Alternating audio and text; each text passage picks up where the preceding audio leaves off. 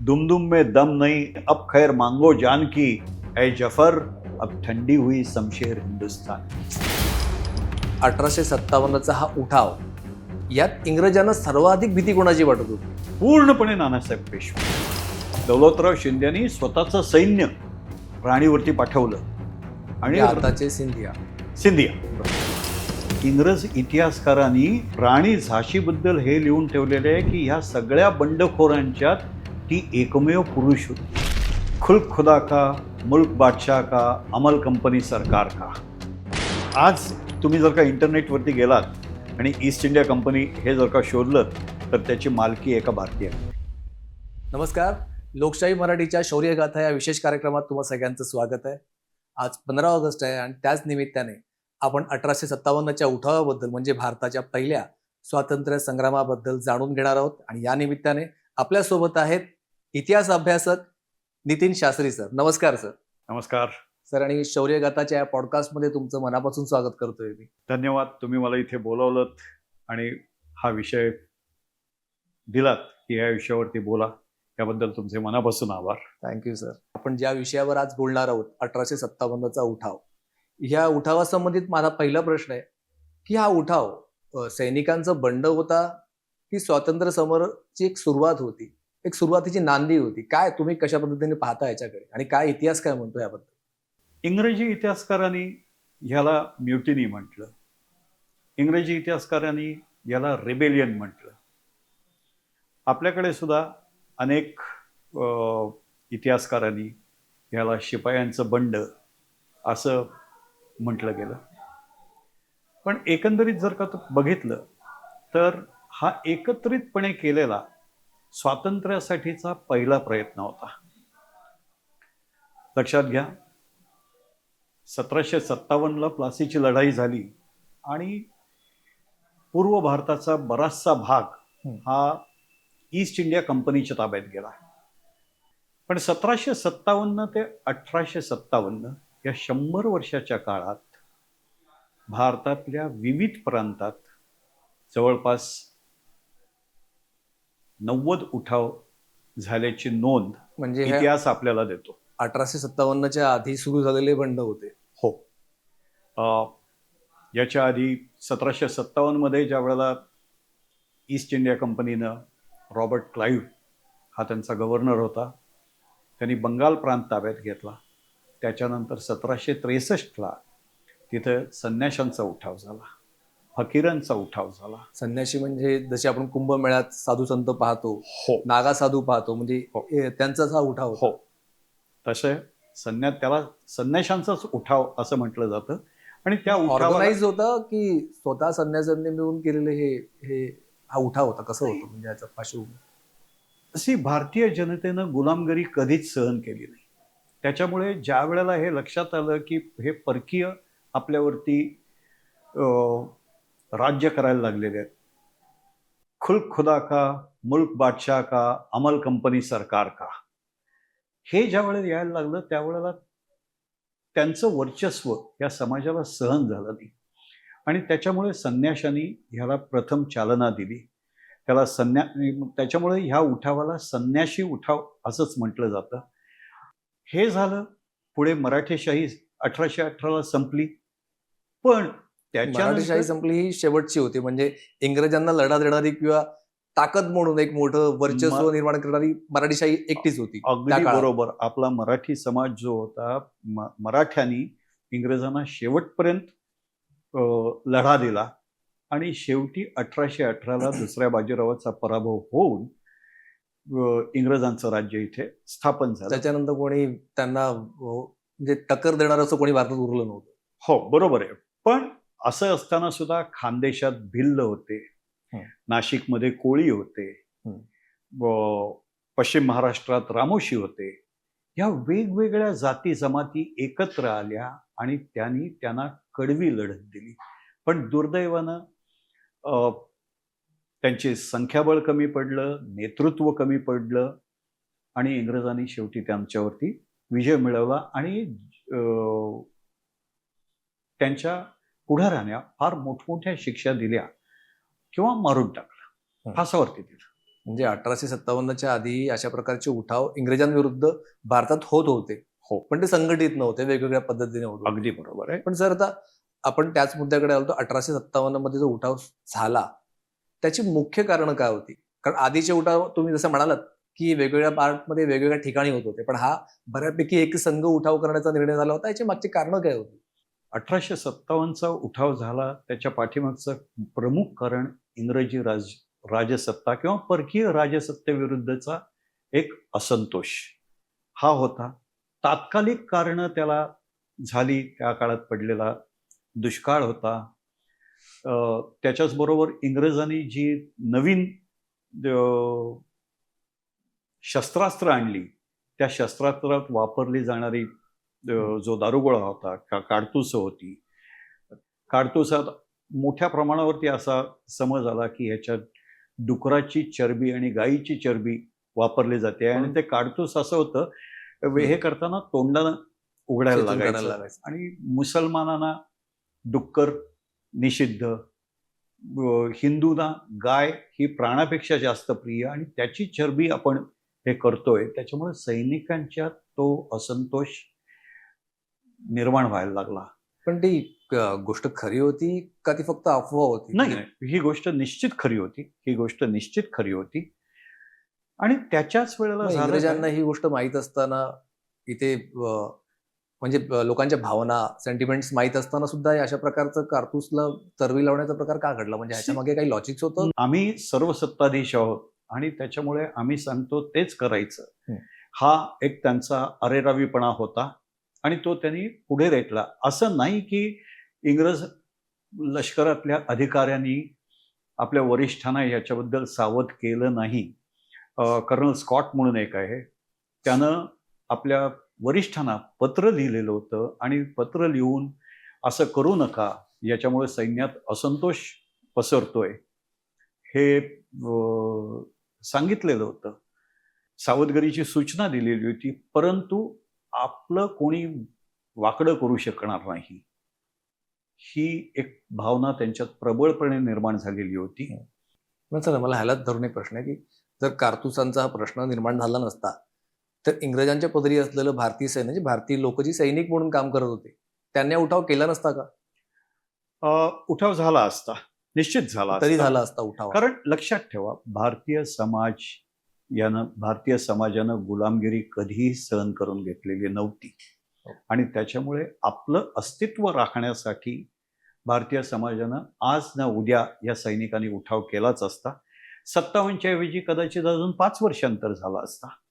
इंग्रज अधिकाऱ्यांची त्या काळातली पत्र आहेत की एका गावातून काही फकीर येतात, संन्यासी येतात, चपात्या वाटल्या जातात आणि रक्तकमळ दिलं जातं. हे काहीतरी गूढ आहे आणि आपण ह्याचा शोध घेतला पाहिजे. रक्तकमळाबरोबर एक संदेश असायचा, सब लाल हो जाएगा.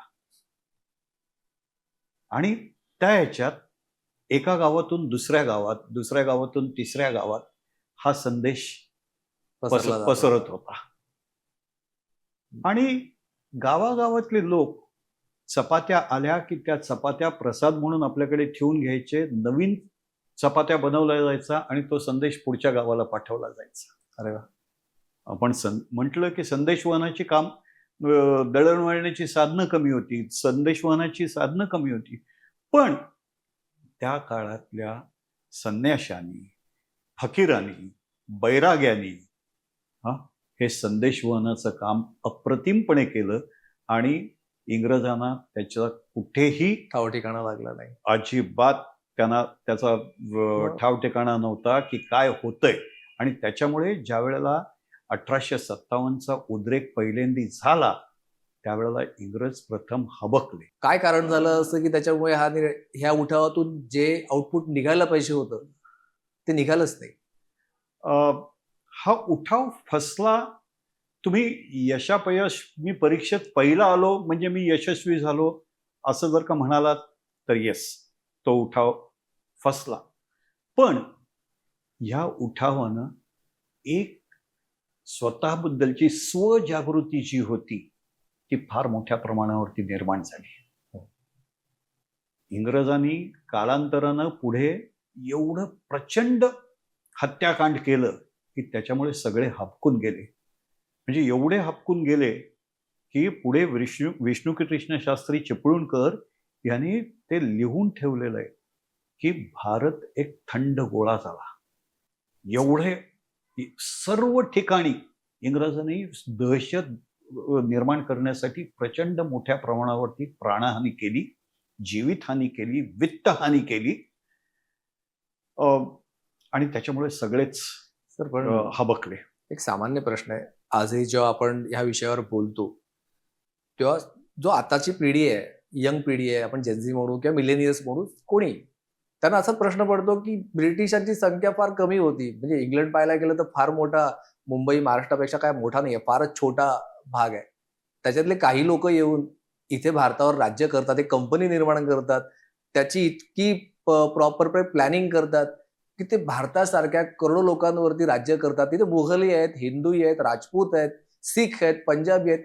म्हणजे लढवही पूर्णपणे पक्का बघायला गेलं तर भारत स्वतः लढायला उतरलं सगळ्यांच्या मागे, तर अख्ख्या जगात कोणी असं समोर उभं राहणार नाही की या शक्तींच्या समोर लढेल. इतके डेंजर लढणारी माणसं आपल्याकडे होती. पण ते इंग्रजांच्या 30-40 हजार लोकांसमोर आपण आपला देश इतके वर्ष पारतंत्र्यात गुलामीत अडकून राहिला आणि इतके प्रकारे कत्तल लोकांची केली झाली. म्हणजे आपली काय मेंटॅलिटी होती, आपण का अशा गुलामीमध्ये एवढे वर्ष अडकून त्याला राहिलो? विविध कारण आहेत. त्या समाजानं वैज्ञानिक शिक्षणाची कास सोडलेली होती. एका विशिष्ट पठडीतनच शिक्षण देणं चालू होतं. पण हे शिक्षण सुद्धा मुठभर लोकांच्या हातात होतं. सगळाच समाज काही शिकत नव्हता. स्वामीनिष्ठा हा मोठ्या प्रमाणावरती प्रकार होता. राष्ट्र ही संकल्पना कोणात नव्हती. मी ज्याच्याकडे काम करायचो माझी निष्ठा त्याच्याबरोबर. बरोबर आहे. आणि त्याच्यामुळे त्या सगळ्या ह्याच्यात प्रत्येकजण स्वतःच्या फायद्यासाठी काही ना काही त्यावेळेचे राजे म्हणा, महाराजे म्हणा, राजवाडे म्हणा, जमीनदार म्हणा, ते माझी भूमी मला सुरक्षित ठेवायची आहे किंवा तेवढी मला हवी आहे, तेवढ्यासाठी मला लढायचंय. एक राष्ट्र विचारसरणीच नव्हती की एक राष्ट्र आहे, एक देशासाठी लढूया आपण, असं काही नव्हतं कोणाला. तसं हे झालेलं नव्हतं. ही सगळ्यात महत्वाची गोष्ट. आणि म्हणून ज्या वेळेला शिपायांनी याच्यात मोठ्या प्रमाणावरती भाग घेतला म्हणून त्याला शिपायांचं बंड असं म्हटलं गेलं. पण सर याच्यामध्ये एक म्हणजे जसं एक डोक्यात एक विचार येतोय की 1857चा उठाव सैनिकांनी केला, संस्थानिक पण सोबत होते, पण संस्थानिकांचा त्याच्यात स्वार्थ होता की त्यांच्या राज्यापुरता त्यांना तो करायचा होता, की याच्यामागे त्यांच्या मनातही इंग्रजांविरुद्ध असंतोष होता की त्यांनाही इंग्रज नको होते? काय त्याच्या मागची काही इतिहासामध्ये? सगळ्यांनाच इंग्रज नको होते. हे थोडंसं मागे बघून वळलो आणि बघितलं तर इंग्रजांची त्यावेळची राजनीती कशी होती. त्यांनी प्रत्येक संस्थानिकांच्या बरोबर करारमदार केले होते. आणि हे करारमदार झाल्यानंतर यांच्यातला एखादा संस्थानिक ज्या वेळेला निपुत्रिक मरायचा त्यावेळेला ते संस्थान खालसा करायचं धोरण लॉर्ड डलहौसीनं सुरू केलं. उदाहरणार्थ झाशी घ्या. बरोबर. इंग्रजांनी सांगितलं आम्हाला दत्तक विधान नामंजूर आहे. हिंदू धर्मशास्त्राप्रमाणे पती गेल्यानंतर सुद्धा दत्तक घेणं हे समाजाला मान्य होतं, ते रूढीप्रिय होतं. आम्हाला हे, आणि इंग्रजांनी फौज पाठवली झाशीकडे. बरोबर. आणि इंग्रज अधिकारी राणीच्या दरबारात येऊन राणीला सांगितलं की झाशीचा ताबा आम्हाला मिळाला पाहिजे. आणि त्यावेळेला राणीनं त्याला खराबी जबाब दिलेला आहे, मेरी झाशी नाही दूंगी. अनेक संस्थानिकांच्या बाबतीत असंच झालं. नानासाहेब पेशव्यांचं घ्या. नानासाहेब पेशवे हे बाजीराव दुसरा, श्रीमंत पेशवे बाजीराव दुसरे यांचे दत्तक पुत्र. बरोबर. दुसऱ्या बाजीरावांचं ज्यावेळेला निधन झालं त्यावेळेला नानासाहेब पेशव्यांनी अर्ज पाठवला की मला पेशव्यांची म्हणून नियुक्ती करा, त्याप्रमाणे मान द्या. इंग्रजांनी सांगितलं नथिंग डुईंग. तुमचे वडील गेले, आमचे त्यांच्याबरोबरचे करारमदार संपले. इकडे खाली साताऱ्यात प्रतापसिंह महाराज आहेत. प्रतापसिंह महाराजांना गादीवरून काढून टाकण्यात आलं. ह्या सगळ्यांनी आपला एक वकील रंगो बापूजी गुप्ते ह्याला थेट इंग्लंडमध्ये पाठवलंय. नानासाहेब पेशव्यांनी स्वतःचा वकील अझीमुल्ला ह्याला इंग्लंडमध्ये पाठवलाय आणि इंग्लंडच्या राणीकडे आणि ईस्ट इंडिया कंपनीचे जे डायरेक्टर्स आहेत त्यांच्याकडे दाद मागायचा आणि स्वतःवरचा अन्याय दूर करायचा प्रयत्न केला. मग याचा काही फायदा झाला की नाही, त्यांना काही यश मिळालं नाही. शेवटी ते परत आले आणि त्या ह्याच्यात मग नंतर हळूहळू आपण इंग्रजांच्या विरुद्ध उभं राहू शकतो का याची चाचपणी कुठेतरी करण्यात आली असावी. लिखित स्वरूपात आपल्याला ह्या गोष्टी कुठेच मिळत नाहीत. नानासाहेब पेशव्यांनी कुठे लिहून ठेवलेलं नाहीये की मी असं केलं आणि मी तसं केलं किंवा मला असं करायचं होतं, हे असं काही. पण नंतरच्या काळात नानासाहेब पेशव्यांनी आपले दूत हे भारतभरातल्या सगळ्या राजे राजवाड्यांच्याकडे पाठवले आणि त्यांना विनंती केली की आम्ही स्वातंत्र्यासाठी काही प्रयत्न करणार आहोत, तर त्याला तुमचा पाठिंबा असावा. म्हणजे ह्या उठावाचे मास्टर माइंड खऱ्या अर्थाने नानासाहेब पेशवेच होते. अगदी निश्चितपणे हे सांगता येतं की ह्या उठावाचा प्रमुख सूत्रधार जो आहे, मास्टर माइंड जो आहे, हे धोंडोपंत उर्फ नानासाहेब पेशवे हेच होते. नानासाहेब पेशवे आहेत, तात्या टोपे आहेत, तुम्ही राणी लक्ष्मीबाईंचा उल्लेख आता केलाच. ते ह्यांच्या योगदानांकडे कसं बघतात? स्वातंत्र्य समराचा बिमोड झाल्यानंतर इंग्रज इतिहासकारांनी राणी झाशीबद्दल हे लिहून ठेवलेले आहे की ह्या सगळ्या बंडखोरांच्यात ती एकमेव पुरुष होती. म्हणजे सुभद्रा कुमारी चौहानांनी जे लिहिलेलं आहे, सन 57 में चमक उठी वो तलवार पुरानी थी, बुंदेले हर बोलों के मुंह हमने सुनी कहानी थी, खूब लढी मर्दानी वो तो झाशी वाली राणी थी, हे आजही आपल्या शाळेत शिकवलं जातं. राणी त्या काळात एवढी लोकप्रिय होती की ज्या वेळेला हा सगळा सेना सांभार घेऊन ती ग्वाल्हेरला गेली, त्यावेळेला ग्वाल्हेरच्या शिंद्यांनी, दौलतराव शिंदे होते, दौलतराव शिंद्यांनी स्वतःचं सैन्य राणीवरती पाठवलं आणि आताचे सिंधिया बरोबर त्यांनी सैन्य राणीवरती पाठवलं. पण राणी समोरने येतीये म्हटल्याबरोबर या सैन्यानं त्यांना दिलेल्या ऑर्डर्स नाकारून ते सैन्य राणीलाच जाऊन मिळालं आणि शेवटी सिंधियानं तिथनं पळून जायला लागलं आणि ग्वाल्हेरचा किल्ला हा नानासाहेब पेशवे आणि राणी यांच्या ताब्यात आला.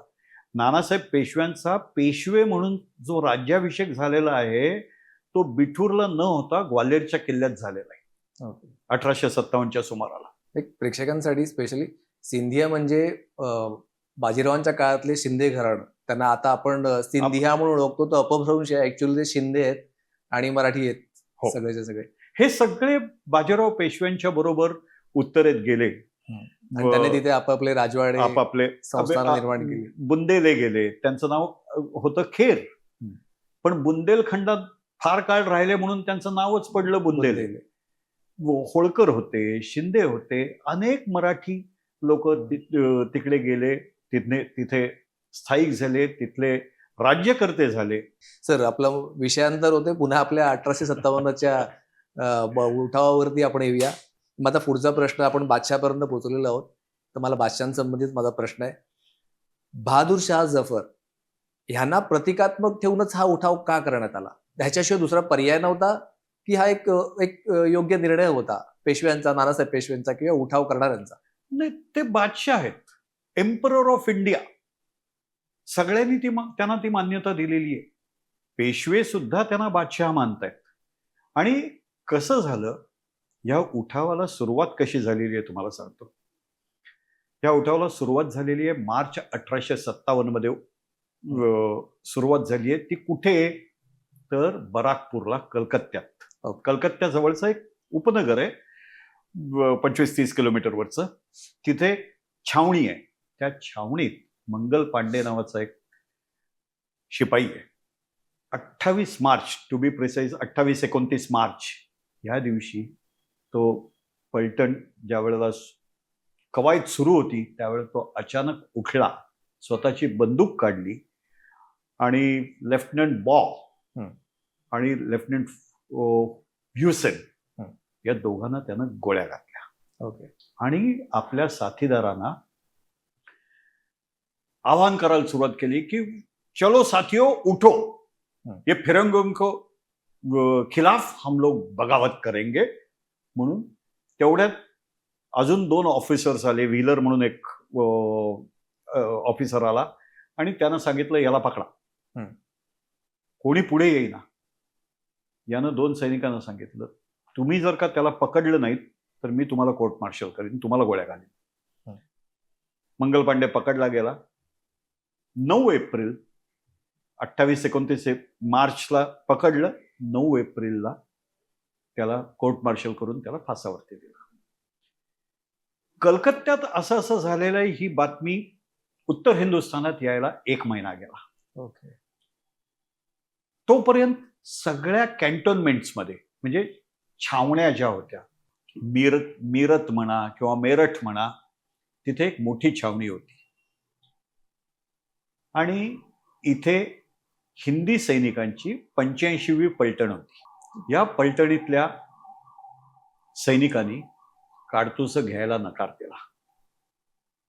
नकार दिला म्हटल्याबरोबर त्यांच्यावरती कोर्ट मार्शल करण्यात आलं.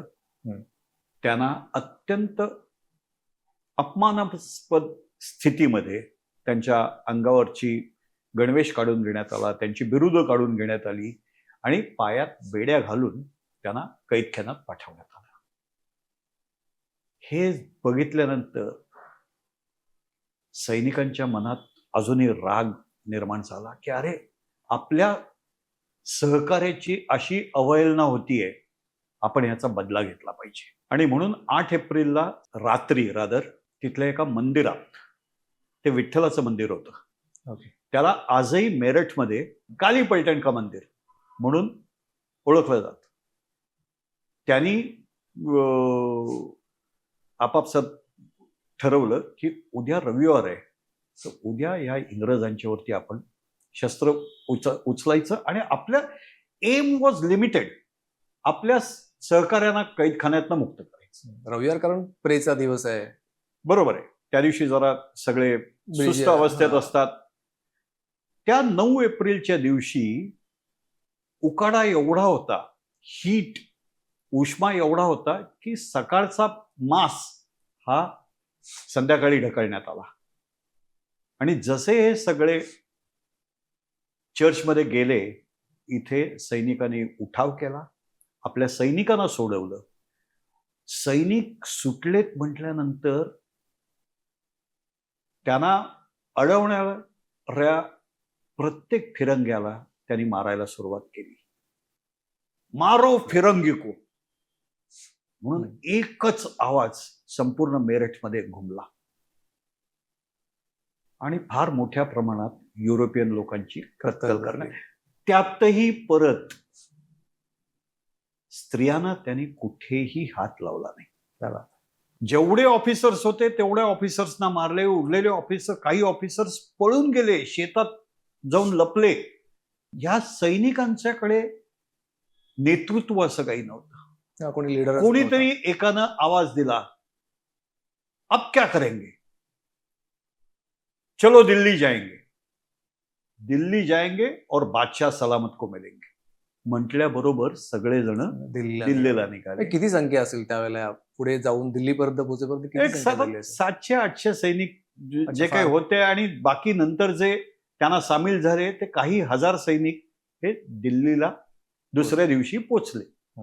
2 दिवसानंतर दिल्लीला पोचले. बादशाह हा किल्ल्यात होता. त्याला उठावाची कल्पना होती पण नाही, हा उठावाची वगैरे कल्पना होती कारण दूत येऊन गेलेले होते. पण अचानक ज्या वेळेला दिल्लीच्या बाहेर गोंधळ सुरू झाला आणि कोणी सांगायला आलं की बाहेर फार मोठ्या प्रमाणावरती सैनिक आलेले आहेत, त्यावेळेला दिल्लीच्या रेसिडेंटनं बादशाहला सांगितलं त्या सैनिकांना भेटायचं नाही, दिल्लीचे दरवाजे उघडायचे नाही. आता बादशाहच्या घरात बादशाहची मुलगी आहे. त्या मुलीनं त्याला समजावलं की तुझं गेलेलं वैभव जे आहे, गतवैभव इंग्रजांच्याकडनं परत मिळवायचं असेल तर तू या लोकांना संधी आहे, एक चांगली संधी आहे. आणि बादशाह त्यांना मिळाल्याबरोबर दिल्लीचे दरवाजे उघडले गेले आणि दिल्लीत वारे माप कत्तल झाली.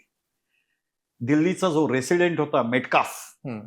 दिल्लीत त्याचा काका जो होता तो दिल्लीचा रेसिडेंट होता, दुसरा एक जण होता तो दिल्लीचा न्यायाधीश होता. हम्म. हे सगळे घाबरून पळायला लागले. काही मारले गेले, काही ना त्यांच्या हिंदी सेवकांनी स्वतःच्या घरात लपवून ठेवलं. आणि नंतर 2 दिवसानंतर त्यांना अलाहाबादकडे पाठवून दिलं. त्यावेळच्या इंग्रजी पेपरात म्हणजे लंडन टाइम्समध्ये वगैरे इंग्रजांच्या वरती काय अत्याचार झाले, इंग्रज बायकांच्या वरती काय अत्याचार झाले याचे रकानेच्या रकाने भरून त्यावेळेला आलेलं आहे. आणि ह्या एका गोष्टीबद्दल इंग्रजांनी नानासाहेबांना कधीच माफ केलं नाही. की एवढा काय मोठा झालंय. उठाव त्यांना अपेक्षित पण नव्हता. मे महिना होता, त्याच्यामुळे गव्हर्नर जे होते ते सिमल्याला गेलेले होते. त्याचा रिपोर्ट जो आहे तो बघा, की पहिला रिपोर्ट जो आलेला आहे मेरठला असं असं झालेला आहे, तो 9 मेला झालेला रिपोर्ट त्यांना 11 मेला तारेनं कळवण्यात आला. आणि मग त्यांनी पंजाबमधनं फौजा मागवायला सुरुवात केली, मद्रास प्रांतातनं फौजा मागवायला सुरुवात केली. आणि सर्वप्रथम त्यांचं धोरण हे ठरलं की आपण सगळ्यात पहिल्यांदी दिल्ली ताब्यात घेतली पाहिजे. मेन सेंटर होतं भारताचं. बादशाह तिथे होता आणि दिल्ली आजच्यासारखंच आहे, ज्याच्या ताब्यात दिल्ली आहे त्याच्या ताब्यात देश आहे. बरोबर, राजधानी आहे. राजधानी. ईस्ट इंडिया कंपनीनं 2 इटालियन फोटोग्राफर्स होते, ते ईस्ट इंडिया कंपनीकडे काम करत होते. त्यांना फोटो काढण्याचं काम दिलेलं होतं. 1857 सुरू असतानाच फोटोचं काम दिलं होतं. हो हो, 1857 दडपल्यानंतर उठाव 1857चा उठाव चालू असतानाच ह्या बेनिटो म्हणून जो फेलिसो बेनिटो हा जो फोटोग्राफर आहे त्याने फोटो काढलेले आहेत. हे फोटो उपलब्ध आहेत, तुम्ही जे बघताय स्क्रीनवरती आपल्याला दिसतात प्रेक्षकांना, ते बहुतेक सगळे फोटो हे त्या दोघांनी काढलेले आहेत. आणि हे त्या कालखंडात काढलेले फोटो आहेत. ऍक्च्युअल हे चालू असताना म्हणजे काश्मीरी गेटची त्यांनी काय अवस्था केलेली आहे हे तुम्ही त्याच्यात बघू शकता. या क्रांती युद्धात दिल्ली, कानपूर, बिठूर, लखनौ, फैजाबाद, आरा, जगदीशपूर ही ठिकाणं जी आहेत या इथे प्रचंड मोठ्या लढाया झाल्या, हातगाईच्या लढाया झाल्या. दिल्ली ज्याला आपण म्हणतो घरन घर दिल्लीचं लढलं, अक्षरशः दिल्लीला जिंकताना इंग्रजांना प्रचंड मेहनत करायला लागली आणि दिल्लीचा रस्ता ताब्यात घ्यायला लागला. त्यावेळेला दिल्ली पडली. त्याला सामान्य नागरिक पण लढत होते निश्चित, सैनिकांबरोबर. निश्चित सामान्य नागरिक सुद्धा ह्या इथे लढत होते. ब्रिटिशांच्या विरुद्ध असंतोषच एवढ्या मोठ्या प्रमाणावरती होता की सामान्य नागरिक आपसूक त्याच्यात ओढला गेला. त्याच्यानंतर दिल्लीमध्ये युरोपियन जे मारले गेले त्याचा वचपा इंग्रजांनी एवढा जबरदस्त काढला. त्यावेळेला असं सांगतात की एकट्या दिल्लीत जवळपास 2.5 लाख लोकांना इंग्रजांनी ठार मारलं. अरे बापरे. नुसतंच ठार मारलं असं नाही, त्यांची प्रेत अग्निसंस्कारासाठी घेऊन जाण्यासाठी किंवा दफनविधी करण्यासाठी सुद्धा नेण्याला मनाई करण्यात आली. ती रानोमाळ हिंडणारे कोल्हे, कुत्रे, गिधाड यांनी ती प्रेत खाल्ली. एवढी दहशत त्यांनी निर्माण केली. म्हणजे ज्या वेळेला आपला पराभव होतोय हे ज्या वेळेला कळलं त्यावेळेला बादशाह हा हुमायून टोम जो आहे, हुमायूनची कबर जी दिल्लीत आहे त्या टोम मध्ये जाऊन लपला.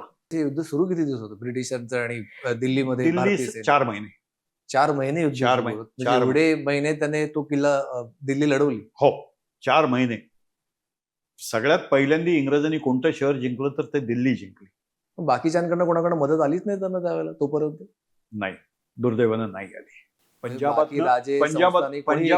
पंजाबातून येईल असं वाटलेलं होतं, पण पंजाब हा 1857 मध्ये पंजाब प्रांत हा जवळपास ब्रिटिशांच्या बाजूनं साथ दिली.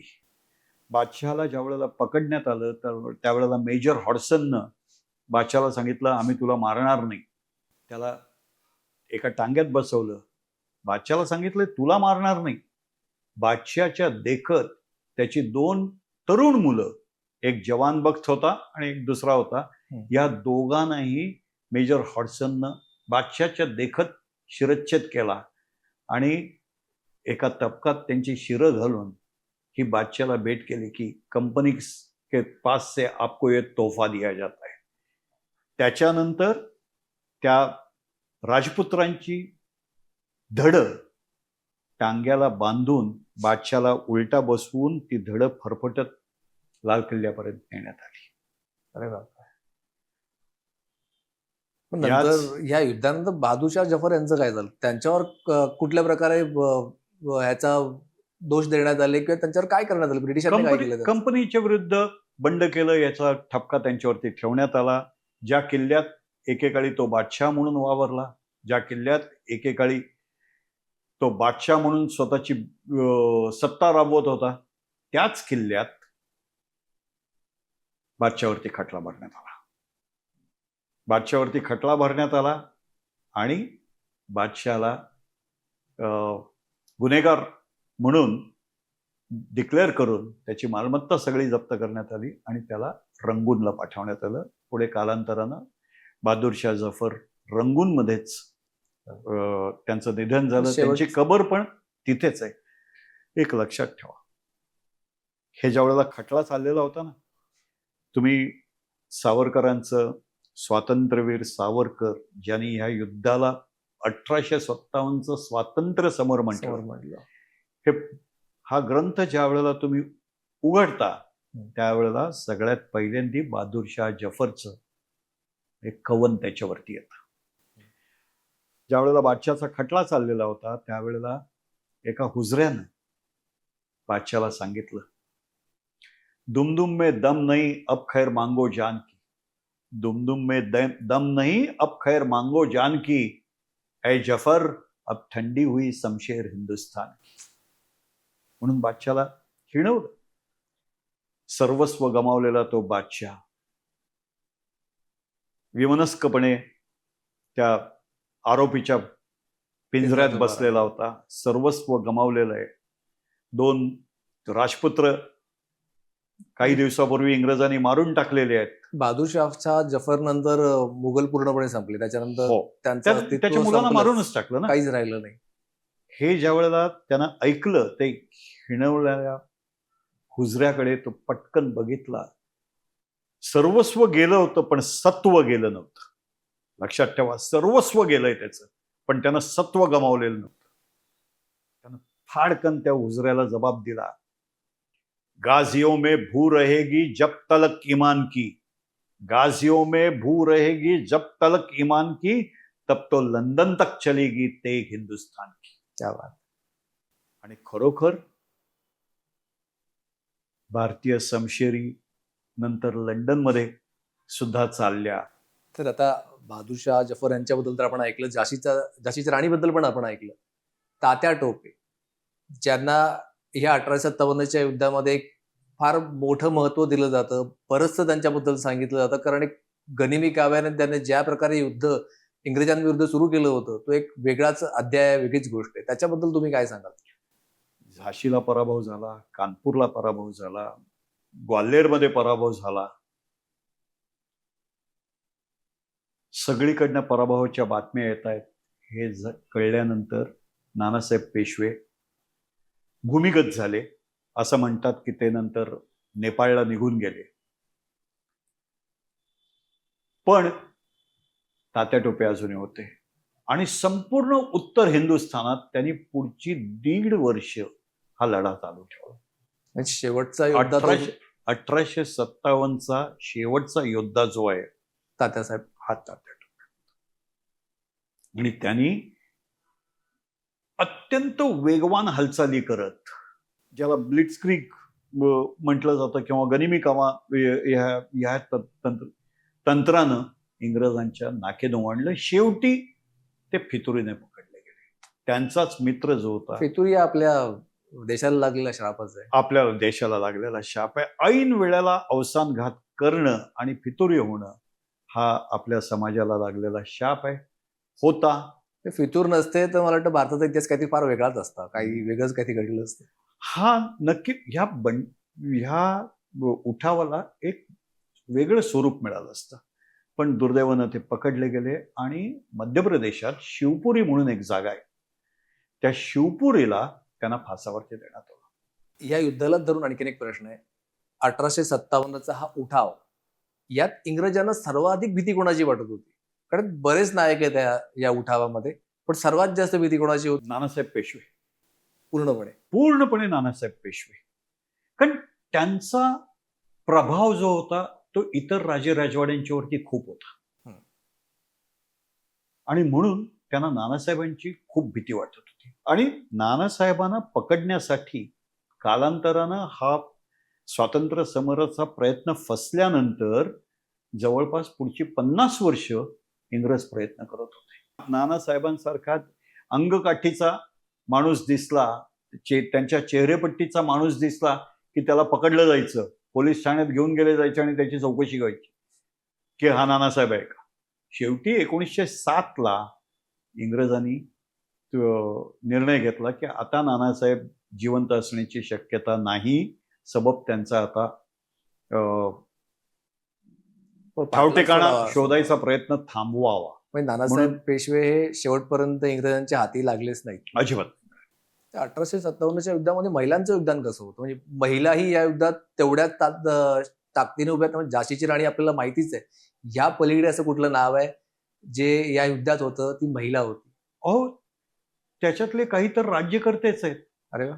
अवधची बेगम आहे, बादशाची मुलगी आहे, झाशीची राणी तर आहेच आहे. झाशीच्या राणीनं तर महिलांची फौज तयार केली होती. राणीचे जे गोलंदाज होते, गोलंदाज म्हणजे तोफाला बत्ती देणारा जो माणूस असतो त्याला गोलंदाज म्हणायचे. त्या तोफा चालवणाऱ्या व्यक्ती ज्या होत्या त्या महिला होत्या. त्यांची नावं आपल्याकडे उपलब्ध आहेत. आणि एक लक्षात ठेवा, घराघरातून ह्या समराला उत्तेजन मिळाल्याशिवाय एवढ्या मोठ्या प्रमाणावरती एवढा उठाव लोकं होऊ येणार शकत नाही होऊ शकत. तर सर, मला दुसरा प्रश्न विचारायचा आहे.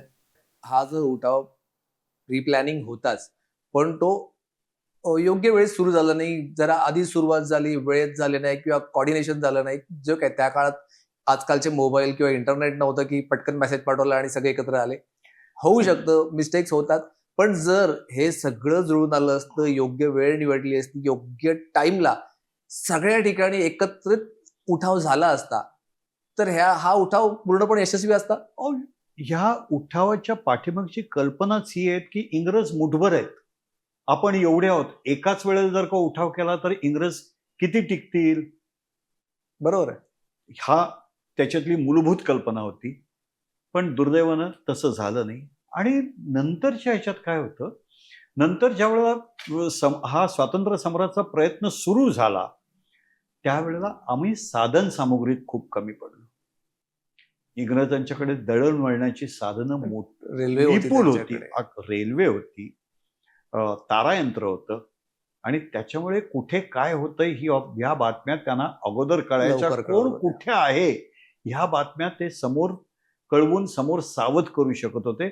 त्याच्यामुळे आधुनिक तंत्रज्ञान आणि आधुनिक पारंपरिक तंत्रज्ञान, शस्त्रास्त्र आणि हे आहे सगळ्यात आम्ही कमी पडलो. आणि त्याच्यामुळे आम्हाला हवा तो रिझल्ट यशस्वी होऊ शकतो. मी त्याला पराजय असं म्हणणार नाही, आम्ही यशस्वी होऊ शकलो नाही. ही आमच्या स्वातंत्र्य युद्धाची, पुढे 90 वर्ष चालणाऱ्या स्वातंत्र्य युद्धाची ही सुरुवात होती. पण सर, ह्याला यश न मिळण्यामागे आणखीन एक कारण भारतातील संस्थानिक किंवा राजेही होते का, ज्यांनी या उठावाला सामीलच झाले नाहीत किंवा त्यांनी इंग्रजांना मदत केली? असे कोणी राजे संस्थानिक आहेत? मग उल्लेख केला. मी जसं म्हटलं की अख्खा पंजाब प्रांत केवळ 5 वर्ष आधी 1850ला शिखांचं साम्राज्य नष्ट झालेलं होतं. ते सुद्धा आपल्या बाजूने लढले नाहीत. उलट पक्षी शीख फलटण जी होती, रेसिडेन्सीमध्ये ऐन जून महिन्यात ज्या वेळेला पाणी संपलं, रेसिडेन्सी म्हणजे लखनौचा वेढा जो आहे, त्या ह्याच्यात पाणी संपलं त्यावेळेला ह्या शीख पलटणीनं एका रात्रीत विहीर खणली आणि पाणी उपलब्ध केलं ब्रिटिशांना. ब्रिटिश. अशा प्रकारचे उठाव पुन्हा होऊच नये म्हणून कुठले कायदे किंवा काय बदल काय झाला या सगळ्यात महत्वाचं म्हणजे ईस्ट इंडिया कंपनीचं सरकार जाऊन इथे ब्रिटिश क्राऊन, ब्रिटिश राजवट जी आहे ही थेट लागू झाली. भारत मंत्रालय 1857 मध्ये जे काही कमवलं तर तेवढंच ते ईस्ट इंडिया कंपनी पूर्णपणे ईस्ट नष्ट इंडिया झाली. कंपनी पूर्णपणे गेली आणि त्याच्याऐवजी ब्रिटिश सत्ता आली. ब्रिटिश पार्लमेंटचं भारतावर त्यांचे कायदे इथे पण लागू कायदे झाले. इथे लागू झाले. कालांतरानं इथे विधिमंडळ निर्माण करण्यात आलं, पण त्यानंतरच्या गोष्टी आहेत. सगळ्यात महत्वाचं होतं म्हणजे ईस्ट इंडिया कंपनीचं सरकार जे होतं त्यांचा इथला अस्तित्व जे होतं ते सगळं संपलं. ईस्ट इंडिया कंपनीचं नुकसान 1857च्या युद्धामध्ये फार मोठ्या प्रमाणात झालं पाहायला गेलं तर. आज तुम्ही जर का इंटरनेटवरती गेलात आणि ईस्ट इंडिया कंपनी हे जर का शोधलं तर त्याची मालकी एका भारतीयाकडे. ते आजही ते पूर्वी पण व्यापार करत होते, ते आजही व्यापार करतायत आणि त्याची मालकी एका भारतीयाकडे. भारतावर 100-150 वर्ष राज्य करणारी एक कंपनी आज भारतीयाची, आज एका भारतीयाची. पण सगळ्यात महत्वाचं याच्यातला हे बदल हा झाला की ब्रिटिशांनी संपूर्ण भारतात शस्त्रास्त्र बंदी कायदा लागू केला. कोणीही शस्त्र बाळगायचं नाही आणि बाळगलंच तर त्याचा परवाना आमच्याकडनं घ्यायचा. हे केल्यामुळे एक मोठ्या प्रमाणावरती सैन्यात जायची किंवा हे होण्याची जी पद्धत होती ती बऱ्यापैकी कमी झाली. दुसरं थोडक्यात म्हणजे आपल्यातलं शौर्य कमी व्हावं, आपण आपल्यातली युद्धनीती कमी व्हावी, हत्याराचं आपलं संबंध कमी व्हावा, त्यासाठी घेतलेला एक पॉलिटिकल निर्णय होता. अगदी बरोबर आहे. पुढे 1915 पर्यंत म्हणजे पहिलं महायुद्ध चालू होण्याच्या सुरुवातीपर्यंत इंग्रजांनी भारतीय तरुणांना लष्करात अधिकार पद दिली नव्हती. सर, साधारणतः इतिहास फार लोकांच्या लक्षात राहत नाही आणि घडलेल्या घटना माणूस कालांतराने विसरून जातो. तसेच 1857ची ही घटना जी आजही आपल्या लक्षात आहे, आज शालेय शिक्षणामध्ये लोकांना शिकवली जाते, ह्याचं जे जतन आहे किंवा ह्याचा जर लोकांना कळण्यासाठी जे पहिलं माध्यम होतं ते पुस्तक, ते सावरकरांनी लिहिलं. 1857चा स्वातंत्र्य संग्राम, ह्या पुस्तकामुळेच हा इतिहास इथपर्यंत पोहोचलाय का? आणि त्याच्यामुळे आताच्या पिढीला किंवा आपल्याला एक आपल्या लोकांनी केलेलं शौर्य किंवा त्यांनी केलेला एक प्रयत्न जो खरंच वाखाणण्याजोगा होता, तो उठाव मोठा होता, हे कळू शकलंय का? निश्चितपणे. स्वातंत्र्यवीर सावरकरांचं ह्या पुस्तकाचं एक वैशिष्ट्य आहे. हे पुस्तक जगातलं पहिलं पुस्तक असं आहे की जे प्रकाशित होण्यापूर्वी त्याच्यावरती बंदी घालण्यात आली. ब्रिटिश राजवटीत सावरकरांच्या ह्या पुस्तकावरती प्रकाशित होण्यापूर्वीच बंदी आलेली होती आणि त्याच्यामुळे हे हॉलंडमध्ये छापून, कारण देवनागरी फॉन्ट कुठे मिळत नव्हता, भारतात छापता येणं शक्य नव्हतं, म्हणून गुप्त रूपानं हे पुस्तक भारतात वितरित करण्यात आलं. कालांतरानं ज्या वेळेला क्रांती संग्राम सुरू झाला, काळ कुठला? त्यावेळेला 1905. हा साधारणतः 1905ला ह्या पुस्तकावरती बंदी घालण्यात आली आणि रेव्होल्युशनरी तेव्हा मुवमेंट भारतात साधारणतः स्वातंत्र्य लढ्याची सुरुवात होत होती मोठ्या प्रमाणावरती. साधारणतः 1920 नंतर ह्या क्रांती 20 ते 30 हा जो कालखंड आहे ना, ह्या कालखंडात स्वातंत्र्य रेव्होल्युशनरी मुवमेंट जी आहे, क्रांतिकारी चळवळ जी आहे, ती फार मोठ्या प्रमाणावरती आणि थोडक्यात चाललेली होती. राजे आणि संस्थानिकांची नव्हती, ती देशाची होती. प्रथमतः राष्ट्रासाठी लढत होते स्वातंत्र्य सैनिक, तेव्हा राजा आणि संस्थान राहिलं. पुण्यात टिळकांसमोर त्याचा प्रयोग सुद्धा करण्यात आला. त्या पहिल्या बॉम्बचं नाव होतं लिबर्टी बॉम्ब आणि टिळकांच्या समोर टिळक आणि योगी अरविंद हे त्यावेळेला सिंहगडावरती होते. त्यावेळेला त्यांच्या समोर याचं प्रात्यक्षिक करून दाखवण्यात आलं. कोल्हापूरचे बापट म्हणून एक तज्ञ होते, त्यांनी तो बॉम्ब बनवला होता. त्याचं नाव होतं लिबर्टी बॉम्ब. पुढे सावरकरांचं हे जे पुस्तक आहे हे पुस्तक क्रांतिकारकांनी भगवद्गीता म्हणून स्वीकारलं होतं. क्रांतिकारकांनी याच्या वेगवेगळ्या भाषेत प्रती काढल्या, त्याचा अनुवाद करून घेतला. सुभाषचंद्र बोसांनी तर आझाद हिंद फौजेसाठी गुरुमुखी म्हणजे पंजाबी, गुरुमुखी, तमिळ, उडिया, आसामी, हिंदी आणि इंग्रजी या भाषेतल्या प्रती काढल्या आणि सैनिकांच्या त्या वाटल्या की आपलं स्वातंत्र्य कसं मिळवण्याचा प्रयत्न झालेला आहे. तुम मुझे खून दो मैं तुम्हें आझादी दूंगा, ही जी घोषणा आहे त्याला अनुसरून त्याने आपल्या सैनिकांचं मनोधैर्य वाढवण्याचा किंवा त्यांना आत्मिक बल देण्याचा तो एक त्यांनी जो प्रयत्न केलाय तो वाखाणण्यासारखा, आणि तो एकमेव ग्रंथ आहे. ही भगवद्गीता आहे हो. स्वातंत्र्य आंदोलनाची. 1857च्या उठावातून आजच्या तरुण पिढीने काय धडा घ्यायला हवा, त्यांनी काय शिकायला हवं ह्या माध्यमातून? आपण प्रत्येक पिढीला हा संदेश देत राहिलं पाहिजे. प्रत्येक पिढीला हे स्वातंत्र्य मिळवण्यासाठी अगणित लोकांनी, ज्यांची नावं कुठे इतिहासाला माहीत नाहीत, अशा लोकांनी बलिदान दिलेलं आहे. त्यांच्या लोकांची स्मृती ठेवणं, त्यांचं स्मरण ठेवणं हे आपलं आद्य कर्तव्य ठरतं. जो आपला इतिहास विसरतो त्याचं पुढचा वर्तमान बिघडतो. अगदी बरोबर आहे तुम्ही म्हणताय ते.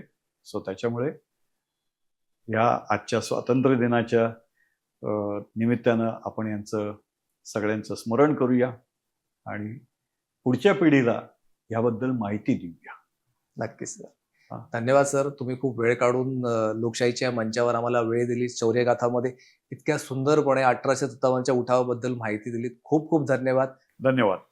आपण शौर्यगाथाच्या माध्यमातून अशाच प्रकारे इतिहासाची पानं पुढे उलगडणार आहोत. त्यासाठी तुम्ही पाहत राहा लोकशाही मराठी.